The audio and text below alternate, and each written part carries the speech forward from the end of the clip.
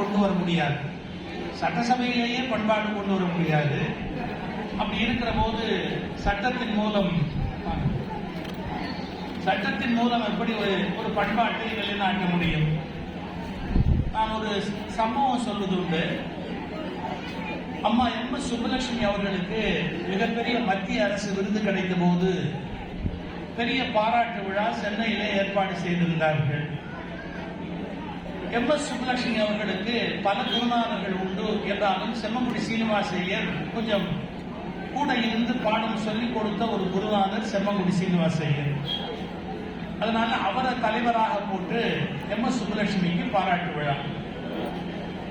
ஒரு ஆள் உயர மாலை அணிவிப்பது என்று தீர்மானமாகி ஆள் உயர மாலை தயாராக இருக்கிறது. அரசியல்வாதிகள் கூட்டத்தில் ஆள் உயர மாலை என்றால் அர்த்தம் வேறு. யார் யாருக்கு போடுகிறாரோ அந்த ஆள் உயர தலைவருக்கு போடுவார். அது ஆள் உயர மாலை. ஆனால் இது எம்.எஸ். உயரத்துக்கு தகுந்த மாதிரியான ஆள் உயர மாலை. இந்த மாலையை செம்மங்குடி சீனிவாச ஐயர் பக்கத்தில் வைத்திருக்கிறார்கள். அதை கொடுத்து எம்.எஸ். சுப்புலட்சுமிக்கு அணிவிக்க சொல்கிறார்கள். செம்மங்குடி மாமா ரொம்ப குறும்பு உடையவர். உடனே செம்மங்குடி சொன்னார், அவங்க பொம்னாட்டி நான் ஆம்பளை, இந்த மாலையை அவங்களுக்கு போடலாமான்னு எனக்கு தெரியல, நீங்கெல்லாம் என்ன நினைக்கிறேன் அப்படின்னு சபையை பார்த்து கேட்டாரு. சபையில் இருக்கிறவங்க போடுங்க, ஏன்னா பிரச்சனை அளந்து இல்லை, மாமா தான் உதவுவாங்க, போடுங்க அப்படின்னா. நீங்கெல்லாம் சொல்லிட்டேன் அப்படின்னு நான் போடுற முடியுமா? எங்க ஆத்துல இருந்து வந்திருக்கா, அவ என்ன நினைப்பான்னு தெரியல, அதனால அவளை கேட்டுட்டு தான் நான் முடிவு பண்ணணும் அப்படின்னா. செம்மங்குடி சீனிவாசனுடைய மனைவி கொஞ்சம் நாணத்தோட அப்படின்னாங்க, இங்க போடு, வீட்டுல வந்து நான் போடுறேன் அப்படின்னாங்க. அவ சொல்லிட்டாங்க, நான் இந்த மாலையை போட முடியுமா? என்ன இருந்தாலும் சதாசிவம், கல்கி சதாசிவம் தான் எம்.எஸ். ஹஸ்பண்ட். கல்கி சதாசிவம் எம்.எஸ். ஆத்துக்காரர் வந்திருக்கிறார். அவர் அனுமதி இல்லாம அவர் கொண்டாட்டி இடத்துல நான் எப்படி மாலையை போட முடியும்? அவர் என்ன நினைக்கிறாருன்னு தெரியலையே. அப்ப சதாசிவம் சொன்னார், தாராளமா அவன் சங்கீத சரஸ்வதிக்கு யார் வேணாலும் மாலை போட்டு கும்பிடலாம், தப்பு கிடையாது, போடுங்க அப்படின்னு.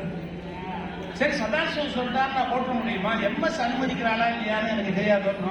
அதனால எம்.எஸ். ஒரு வார்த்தை கேட்டுட்டா பரவாயில்ல அப்படின்ட்டு எம்.எஸ். உங்களுக்கு ஆட்சேபம் உண்டாண்டார்.